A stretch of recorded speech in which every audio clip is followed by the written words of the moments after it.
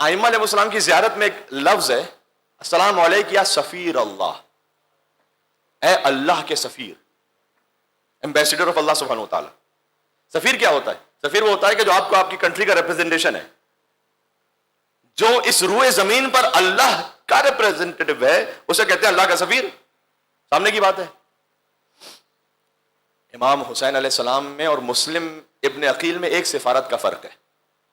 اللہ کے سفیر کو حسین کہتے ہیں، حسین کے سفیر کو مسلم کہتے ہیں۔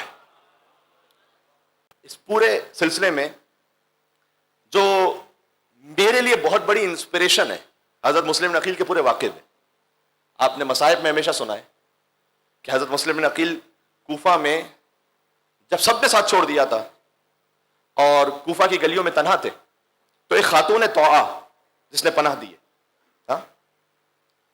ایک رات کے لیے پناہ دی حضرت مسلم بن عقیل کو۔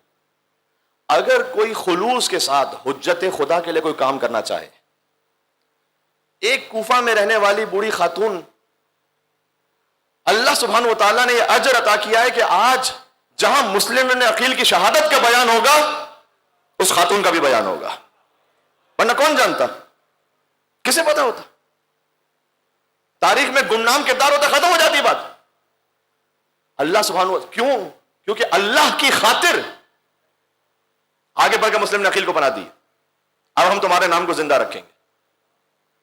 یہ انسپریشن ہے میرے اور آپ کے لیے۔ کوئی نہ دیکھ رہا ہو، کام کیجئے اللہ کے لیے۔ اللہ نے زندہ رکھنا ہے آپ کو، تو کسی نے نہیں بھی دیکھا اللہ زندہ رکھے گا۔ بڑے بڑے گزر گئے، بہت اعلان کر کر کے کہنے والے اور کام کرنے والے آج کوئی نہیں جانتا۔ وہ تو جس نے مسلم بن عقیل کو پناہ دی اپنے گھر میں ایک رات کے لیے، وہ بوڑھی خاتون، آج امام حسین کا کوئی عشرہ پورا نہیں ہوتا جب تک کہ توبہ کا ذکر نہ ہو جائے۔ سبحان اللہ۔ یہ میرے لیے پرسنل انسپریشن، للہیت کی، خلوص کی۔